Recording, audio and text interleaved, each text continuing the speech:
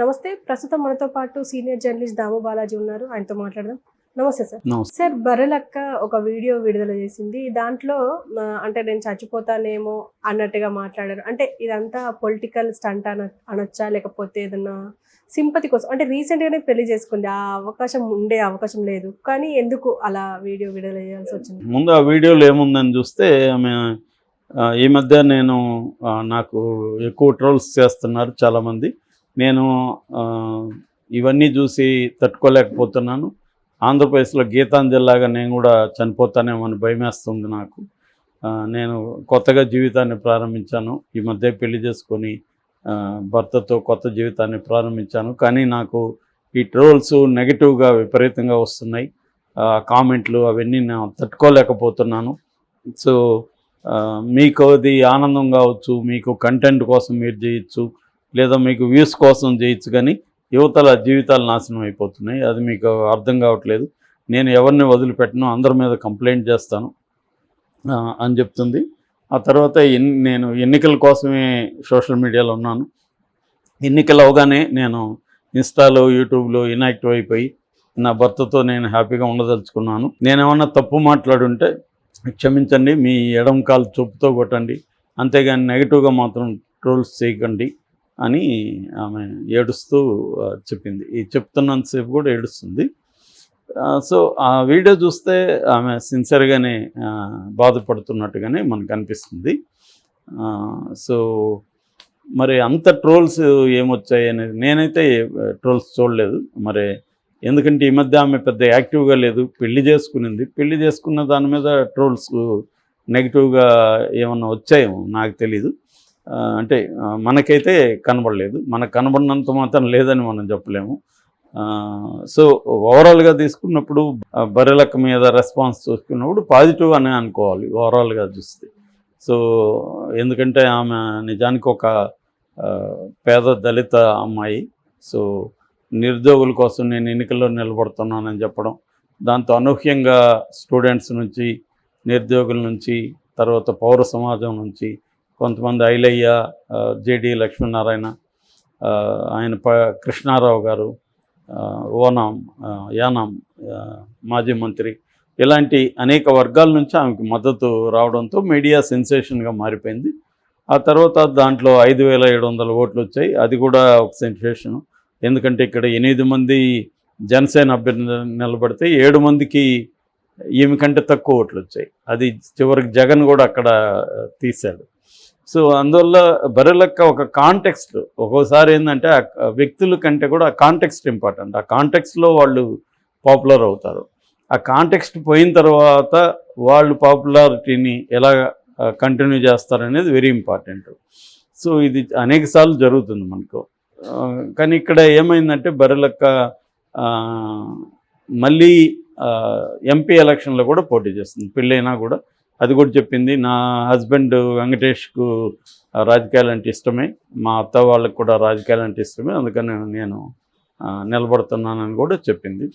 అయితే నిలబడిన తర్వాత గతంలో వచ్చిన మద్దతు కానీ, గతంలో వచ్చిన ఆమెకి హైప్ కానీ ఇవేమి రాలేదు. ఎవరు కూడా ఆమెను పట్టించుకోలేదు. గతంలో వచ్చిన జేడీ లాంటి వాళ్ళు కానీ ఏమీ కనీసం ట్వీట్ చేయడము, ఏదన్నా ఒక మాట చెప్పడం ఏమీ రాలేదు. సో మేబీ దీనివల్ల ఏమన్నా డిప్రెస్ అయ్యి ఈమె ఇట్లాంటి వీడియో పెట్టిందా అనేది తెలీదు. లేదు నెగిటివ్ కూడా నిజంగానే వచ్చిందంటే ఇవాళ ఇప్పుడు మన వీడియోలో చేస్తున్నాం, నేను చేసే అనేక వీడియోలకి ఓవరాల్గా తీసుకుంటే నెగిటివ్ కామెంట్లు ఎక్కువ ఉంటాయి. ఎందుకంటే పాజిటివ్ అనుకునే వాళ్ళు కామెంట్లు చేయరు యాక్టివ్గా. కనిపడినప్పుడు చెప్తారు, మీ వీడియో చూసాను సార్ బాగుందని చెప్తారు, లేదా నాకు పర్సనల్గా మెసేజ్లు పెడతారు.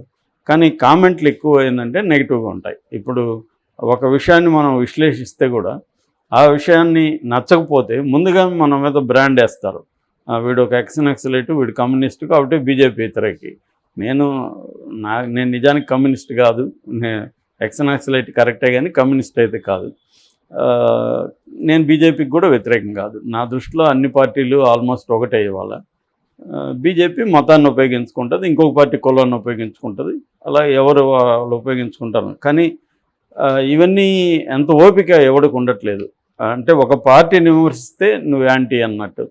లేదు బ్యాలెన్స్గా మాట్లాడినా కూడా నువ్వు మాకు వ్యతిరేకి, మా వైపు లేదంటే నువ్వు మాకు వ్యతిరేకంగా ఉన్నట్టు అనేది ఈ మధ్యనే ప్రొఫెసర్ నాగేశ్వరం మీద కూడా విపరీతంగా తెలుగుదేశం వాళ్ళు ట్రోల్స్ చేస్తుంటే ఆయన కూడా చాలా బాధపడుతూ అనేక వీడియోలు పెట్టాడు. అట్లాగే ఆ మధ్య తులసి అనే ఒక ఆమె ఉంది, ఇండిపెండెంట్ జర్నలిస్ట్ తులసి చందు. సో తన మీద కూడా విపరీతంగా చేస్తే ఆమె పోస్ట్ పెట్టారు, దాని మీద చాలా చర్చ జరిగింది. అలాగా ఇండిపెండెంట్ జర్నలిజం అనేది వాళ్ళ మామూలుగానే లేదు, చచ్చిపోయింది ఆల్మోస్ట్. ఎవరైనా కొంతమంది ఉంటే వాళ్ళను కూడా విపరీతంగా వీళ్ళు అటాక్ చేయడం, ట్రోల్స్ చేయడం అనేది జరుగుతుంది. సో అందుకని బరిలెక్క లాంటి వాళ్ళు నేర్చుకోవాల్సింది ఏంటంటే, ఒకసారి మనం పబ్లిక్ స్పేర్లోకి వచ్చిన తర్వాత మనకి అనుకూలమైన విధంగా ప్రపంచం స్పందించదు.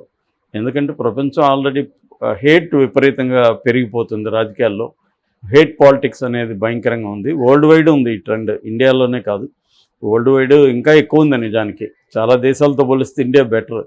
నేను అందుకని అంటుంటా, చాలా దేశాలతో పోలిస్తే బీజేపీ చాలా బెటర్ అనేది నా థీరీ. ఎందుకంటే నేను వరల్డ్ వైడ్ పరిశీలిస్తూ ఉంటాను, అక్కడ ఇంకా ఘోరంగా ఉంది, ఇంకా అటాక్స్ పెద్ద ఎత్తున ఉన్నాయి. ఆ మేరకు చెప్పాలంటే మన దేశంలో ప్రజాస్వామ్యం ఇప్పటికీ ఎంతో కొంత ఉనికిలో ఉంది. మనకి ప్రతిపక్షాలు ఇప్పటికి కూడా పోరాడుతున్నాయి. ఎంత మోడీ నిరంకుశంగా ప్రతిపక్షాల మీద కేసులు పెట్టినా పోరాడుతున్నారు, ఇంకా ప్రతిపక్షాలు ఉన్నాయి. ఎంతో కొంత ఇండిపెండెంట్ మీడియా ఉంది, సోషల్ మీడియా ఉంది. వీటన్నిటిని అర్థం చేసుకొని బరిలెక్క నుంచి గుణపాఠం ఏం తీసుకోవాలంటే, ఎవరైనా నువ్వు నీ నెగిటివ్ కామెంట్స్ని పక్కకు పెట్టి మోస్ట్లీ అవి చూడొద్దు. చూడకుండా ఉంటే అసలు అది ఎఫెక్ట్ చూసే కొద్దీ ఎఫెక్ట్ ఖచ్చితంగా అవుతుంది. ఎంతైనా మనం మనుషులు కాబట్టి మనకు తెలియకుండానే ఒక నెగిటివ్గా మనల్ని ఎవరన్నా అన్నారనుకో, ఏం నీకు బుద్ధి లేదా అన్నారంటేనే మనకి కొంత మైండ్లో ఇదవుతుంది రియాక్షన్. సో అందుకని అది హ్యూమన్కి నేచర్. మాటలతో చంపేయచ్చు, మాటలతోనే బతికించవచ్చు అంటారు కదా. అలాగా ఇప్పుడు ఏంటంటే కామెంట్లలో వాళ్ళకి ఏంటంటే ఎవడో తెలియదు వచ్చి పెట్టడమే కదా, వాడు అంతకంటే అతను పీకేది ఏమి ఉండదు కదా. సో ఇష్టం వచ్చినట్టు పెట్టడం, బండబూతులు తిట్టడం, మనల్నే కాకుండా మనం మాట్లాడడం దానికి మన ఇంట్లో ఉండే స్త్రీలను తిట్టడం, ఇవన్నీ చేస్తారన్నమాట. సో అలాగే ఈ అమ్మాయికి కూడా కామెంట్లు చేస్తుంటారు ఖచ్చితంగా, బరిలెక్క మీద కూడా కామెంట్లు చేస్తుంటారు, వాళ్ళ పెళ్లి మీద చేస్తుంటారు, ఇవన్నీ చేస్తారన్నమాట. సో జనరల్గానే హ్యూమన్ బీయింగ్స్ లో అనేక రకాల క్వాలిటీలు ఉంటాయి. ఒక అమెరికన్ గ్యాంగ్స్టర్ అని ఒక సినిమాలో, డెంజల్ వాషింగ్టన్ సినిమాలో ఒక డైలాగ్ ఉంటుంది. అదేంటంటే, నీ సక్సెస్సే నీకు ఎనిమీలని క్రియేట్ చేస్తుందని. నాకెందుకు ఇంత ఎనిమీలు ఉన్నారంటే, సక్సెస్ బ్రింగ్స్ ఎనిమీస్ అని. నువ్వెవరిని ఏమి హర్ట్ చేయాలని పని లేదు. నువ్వు సక్సెస్ అయితే ఒక ఫీల్డ్లో ఆటోమేటిక్గా నీకు ఎనిమీస్ కూడా తయారవుతారు. సో అది సైడ్ ఎఫెక్ట్, అది ప్యాకేజ్ కంప్లీట్గా. సో నువ్వు సక్సెస్ అయితే నాకు ఏమీ లేకుండా ఉండాలంటే కుదరదు. You have to deal with negative people also.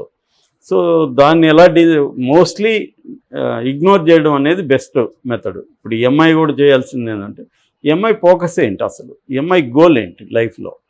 So MI గోలు నిరుద్యోగుల తరఫున పోరాడమా, లేకపోతే తను మంచిగా డబ్బులు సంపాదించుకొని కెరీర్ బిల్డప్ చేసుకోవడమా, ఆ క్లారిటీ కానీ గోల్లో ఉంటే మిగతావి అమ్మాయి పట్టించుకోవాల్సిన అవసరం లేదు.